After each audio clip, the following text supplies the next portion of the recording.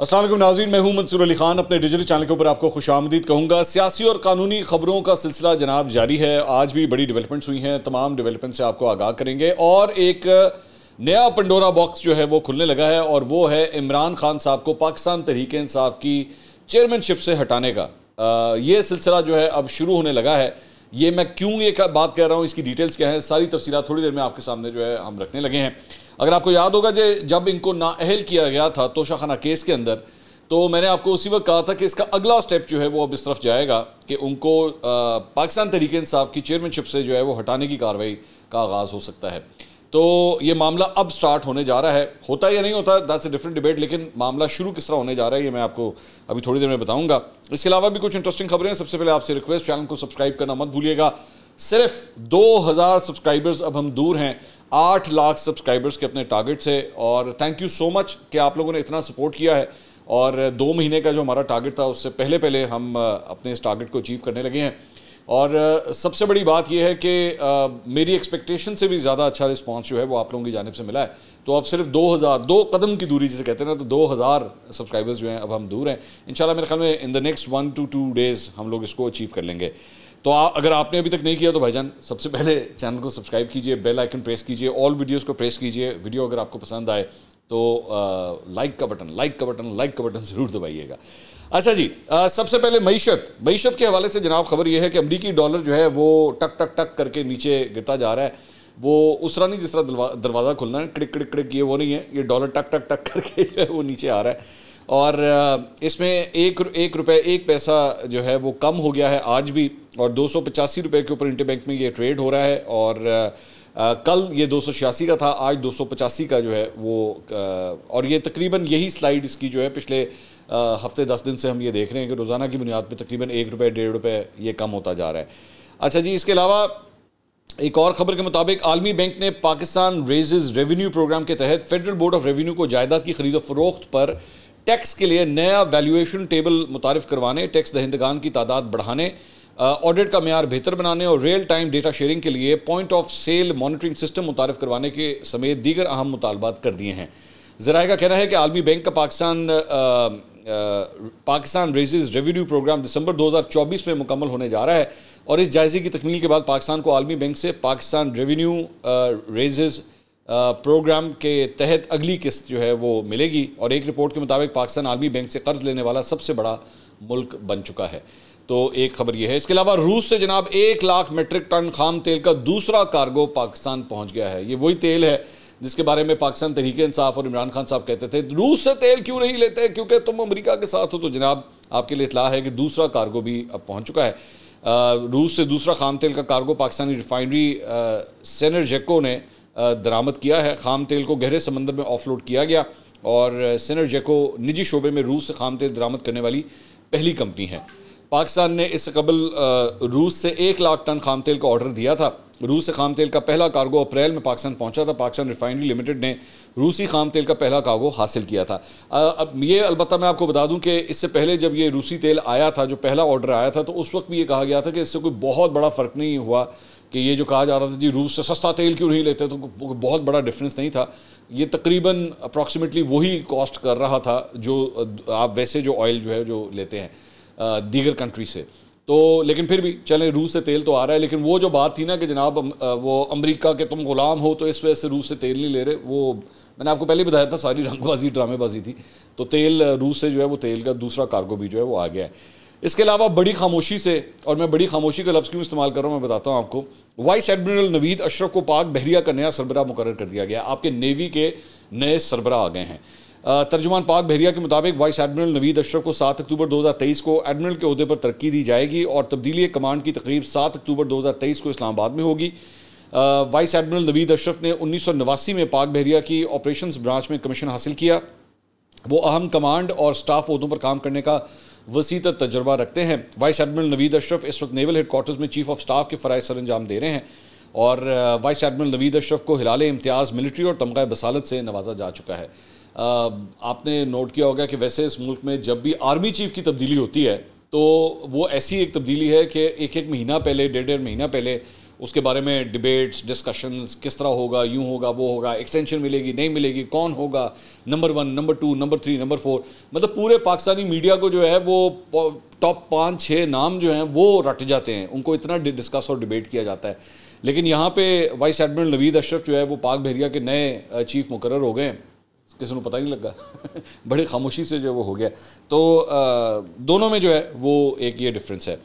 अच्छा जी, इसके अलावा निगरान वज़ीर आज़म अनवारुल हक काकड़ की ज़ेर सदारत कौमी एपिक्स कमेटी का इजलास हुआ। एपिक्स कमेटी ने नेशनल एक्शन प्लान के तहत पाकिस्तान में गैर कानूनी तौर पर मुकीम तमाम गैर मुल्कियों को मुल्क बदर करने का अब हतमी फैसला कर लिया है। ये मैं आपको पहले बता दूँ, ये कोई पहली दफ़ा नहीं है, इससे पहले भी बहुत दफ़ा ये फैसला हो चुका है। लेकिन इस मरतबा मुझे लग रहा है कि शायद इसके ऊपर जो है ना वो काम होगा, क्योंकि मैं बाकी जगहों पे जो डंडे का इस्तेमाल मैं देख रहा हूँ ना, ये भी डंडा चलेगा, बेसिकली ये डंडा चलेगा, मैं आपको पहले ही बता दूँ, क्योंकि इस मामले के अंदर पाकिस्तान ने बहुत रिलैक्सेशन जो है वो दिखाई है। ख़ास तौर पे अफगानिस्तान से आने वाले जो रेफ्यूजीज़ हैं उनके हवाले से बहुत रिलैक्सेशन दिखाई है। उसके बहुत से एक्चुअली इंटरनेशनल कवानीन है या इंटरनेशनल मुआहदे हैं जिसकी वजह से पाकिस्तान ने हमेशा एक हल्का हाथ रखा है। लेकिन इस मरतबा लग रहा है कि इसको काम को वाकई सीरियसली पिकअप किया जा रहा है, क्योंकि ये डंडा जो है डॉलर में भी चला, ये डंडा जो है वो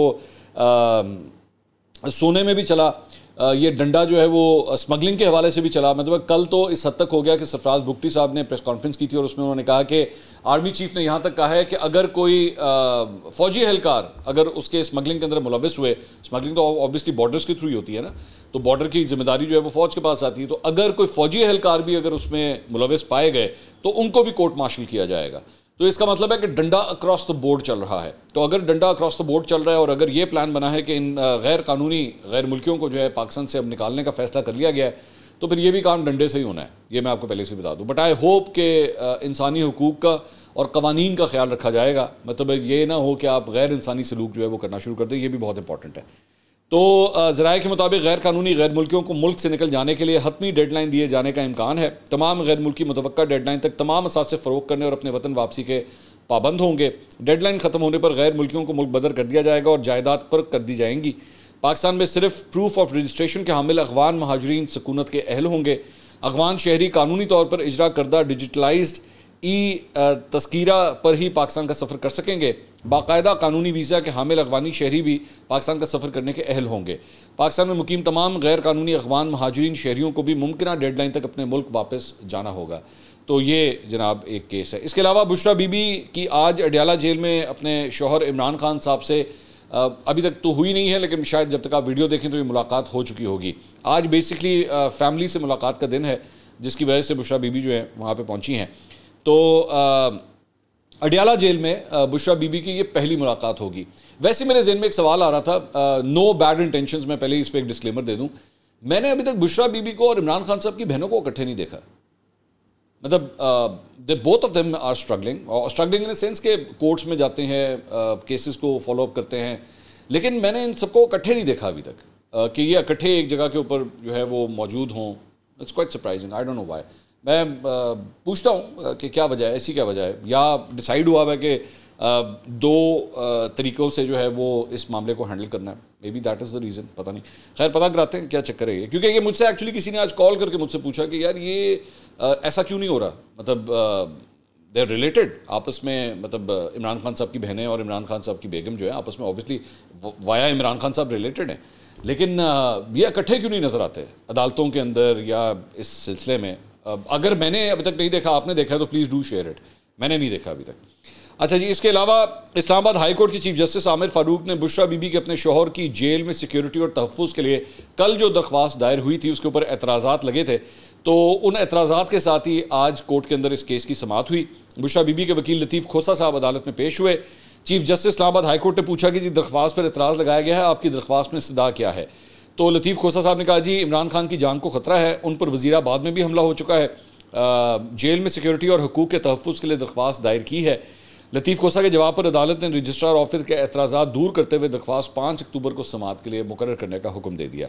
तो अब देखते हैं कि चीफ जस्टिस की ये बाय द वे वही chief justice Islamabad high court है जिनके खिलाफ जो है वो पाकिस्तान तहरीक इंसाफ ने एक बड़ी बिलो द बेल्ट किस्म की ट्वीट भी की थी और ट्रेंड चलाए गए इनके खिलाफ, इनके ऊपर एतराज़ात भी किए गए हैं कि ये इमरान खान साहब के केसेस की समाअत ना करें, लेकिन अभी तक तो उनकी जानिब से रिलीफ ही रिलीफ मिलता रहा है इमरान खान साहब को। अब देखें, बल्कि तोशाखाना केस की जो सज़ा मुअत्तल हुई थी वो भी इन्हीं चीफ जस्टिस साहब की बदौलत हुई थी। चलें आगे चलते हैं।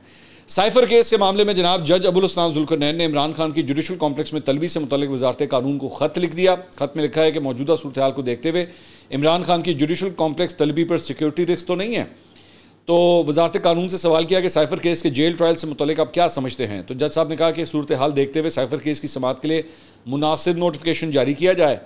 साइफर केस की कल समाअत और जेल ट्रायल का नोटिफिकेशन जारी कर दें। इस पर वजारत कानून ने जनाब अडयाला जेल में ही इमरान खान साहब के ट्रायल का नोटिफिकेशन जारी कर दिया है और जुल्करनैन साहब जो जज हैं वही इस केस की समाअत करेंगे। तो इसका मतलब है कि इमरान खान साहब को कल भी जो है वो पब्लिक में नहीं लाया जाएगा, अदालत में नहीं पेश किया जाएगा।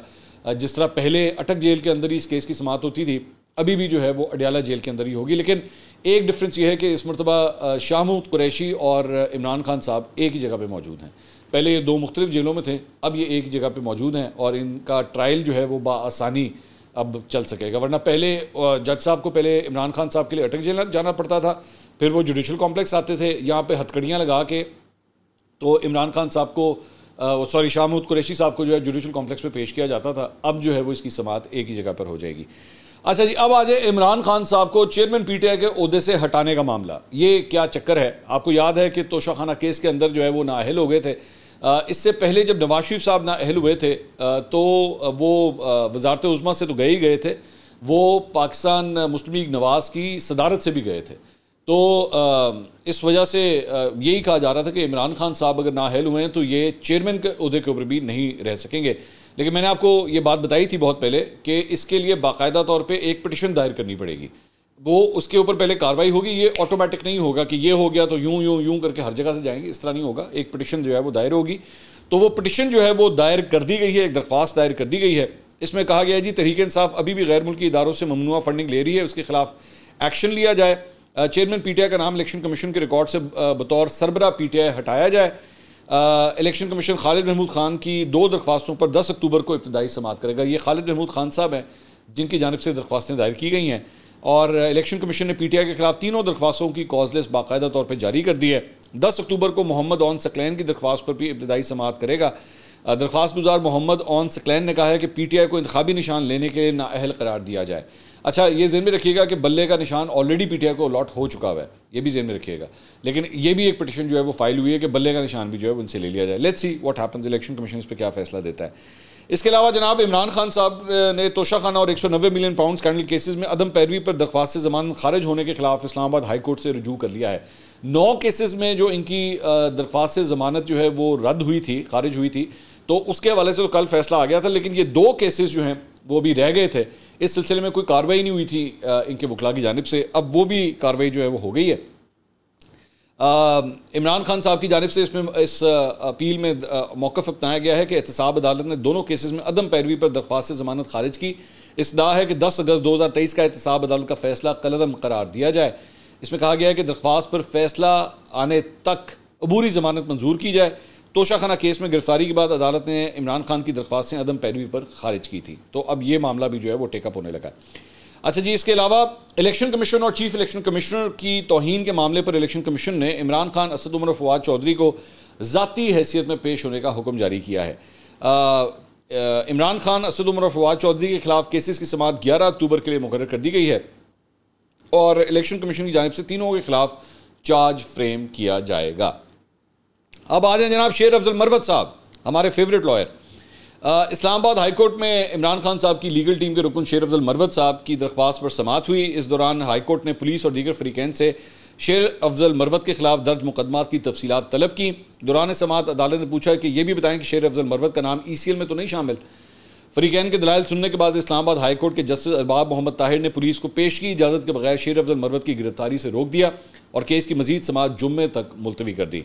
शेर अफजल मरवत साहब ने 2 ट्वीट्स किए हैं, वो हम आपके साथ शेयर करते हैं, वरना शेर अफजल मरवत साहब नाराज़ हो जाते हैं कि जी मेरा मौक़िफ़ नहीं दिया गया, तो उनका मौक़िफ़ दे देते हैं जनाब। हमने वैसे पहले भी दिया, ऐसी बात नहीं है कि नहीं दिया।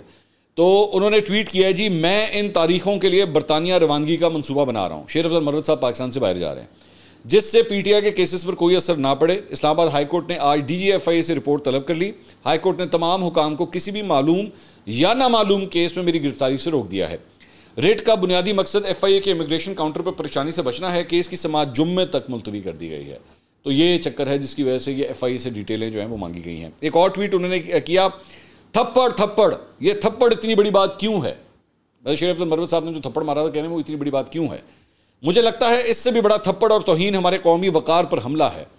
जिस तरह उन्होंने पाकिस्तान के 225 करोड़ अवाम के हुकूक को कुचल दिया है और वो आपके पैसे को हजम कर रहे हैं, मैं सहाफ़ियों और तज्ज़ियाकारों से दरख्वास्त करता हूँ कि बराह मेहरबानी हकीकी मसाइल पर तवज्जो दें और इस बात पर ज़्यादा तवज्जो दें कि आपने हमारी ख़वातीन की बेइज्जती की है। आपने डॉक्टर यास्मीन राशिद, डॉक्टर शीरीन मज़ारी, हमारे बुजुर्ग मर्दों ख़वातीन, हमारे बच्चों और सबसे बढ़कर हमारे साबिक़ वज़ीर-ए-आज़म इमरान खान के साथ क्या सलूक किया है, जो इस कौम के दिल की धड़कन है। आप दोहरा मेयार क्यों रखते हैं? क्या आप भूल गए हैं कि जब 70 साला इंतहाई काबिल एहतराम इमरान खान को उनकी आधी उम्र के लोगों ने पीटा और गिरबान से घसीटा? ये तौहीन अफनानुल्लाह इससे भी बदतर का मुस्तहिक है। मुझे उसे अपने कंधों के बजाय जूते से पीटना चाहिए था। यह शख्स बरसों से दूसरों के वकार पर हमला कर रहा है। अगर आप एहतराम मांगते हैं तो सबसे पहले आपको दूसरों का एहतराम करना सीखना होगा। ये जनाब शेर अफजल मरवत साहब ने जो है वो ट्वीट किया है। इसके अलावा जनाब डॉक्टर यास्मीन राशिद का जिस्मानी रिमांड ना देने के खिलाफ दायर अपीलों पर समाअत बगैर कार्रवाई के मुलतवी हो गई। लाहौर हाईकोर्ट के जस्टिस अली बाकर नजफी की सरबराही में 2 रुकनी बेंच ने 9 मई के जलाओ घिराव के मुकदमात में डॉक्टर यास्मीन राशिद समेत दीगर मुलजमान के जिस्मानी रिमांड ना देने के खिलाफ दायर प्रोसिक्यूशन की अपीलों पर समाअत करना थी, लेकिन बेंच के रुकन के रुखसत होने के बायस अपीलों पर समाअत ही नहीं हो सकी। अच्छा जी, इसके अलावा एक और खबर के मुताबिक सिंध हाई कोर्ट ने पुलिस को आज ही उस्मान डार की गुमशुदगी का मुकदमा दर्ज करने का हुक्म दे दिया है।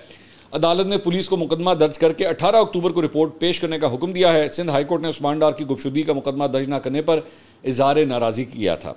अदालत ने सेक्रेटरी दाखिला सिंध से भी 18 अक्टूबर को तहरीरी जवाब तलब कर लिया है। अभी तक पता ही नहीं है कि उस्मान डार हैं कहाँ पे। बिल्कुल इमरान रियाज खान वाला ही केस चल रहा है कि अदालत के अंदर जो है वो केस तो आ जाता है, लेकिन फिर भी ढूंढा नहीं जा सकता कि वो किधर हैं। इसी तरह मेरे ख्याल में उस्मान डार भी खुद ही एक दिन घर आ जाएंगे, अगर आएंगे तो ये, और पता भी नहीं लगना कि उठाया किसने था। मतलब जाहिर बात है वो खुद भी नहीं शायद बताएंगे। अच्छा जी, इसके अलावा पीटीआई के सेक्रेटरी जनरल जनाब उमर अयूब साहब जो हैं, उन्होंने निगरान वज़ीर आज़म और चीफ इलेक्शन कमिश्नर को ख़त लिखा है और खतूत की नकूल 4 निगरान वज़ीर आला को भी भिजवाई गई हैं। इसमें कहा गया है कि फ़रूख हबीब, सदाकत अब्बासी, उस्मान डार, अवैस यूनुस, इरफान सलीम, अब्दुल करीम और शेख रशीद कई रोज़ से लापता हैं। इसमें कहा गया है कि जबरी गुमशुदगियाँ आइन में फ़राहम करदा बुनियादी हुकूक की खिलाफ वर्जी हैं। इन अफराद की रिहाई तक आम इंतखाबात की शफाफियत पर सवालिया निशान रहेगा। पीटीआई रहनुमा ने ख़त में यह भी कहा है कि जबरी गुमशुदगियों के ज़िम्मेदारान को कटहरे में लाए जाने तक इंतखाबात की शफाफियत पर सवाल रहेगा। उम्मीद है मुतल्लिका इदारों को इन अफराद की बाजियाबी के अहकाम जारी किए जाएंगे। ये जनाब उमर अयूब साहब की जानिब से लिखा गया है। इसके अलावा ख्वाजा आसिफ साहब का एक बयान जो है वो भी मैं आपके साथ शेयर करना चाहूँगा। वो ये फरमाते हैं कि फैज़ाबाद धरने में फैज़ हमीद ने मुआहदे में शामिल होने का इसरार किया। जिन लोगों ने धरने वालों को बिठाया था वही जामिन थे। तालिबान की बहुत बड़ी तादाद सवात और फाटा में है। इन लोगों को वहाँ लाकर बिठाया गया। इस वजह से दहशतगर्दी के वाक़यात रूनुमा हो रहे हैं। इलेक्शन अपने मुकर्ररा वक्त पर होगा। ये ख्वाजा आसिफ साहब ने जनाब ये बयान दिया है।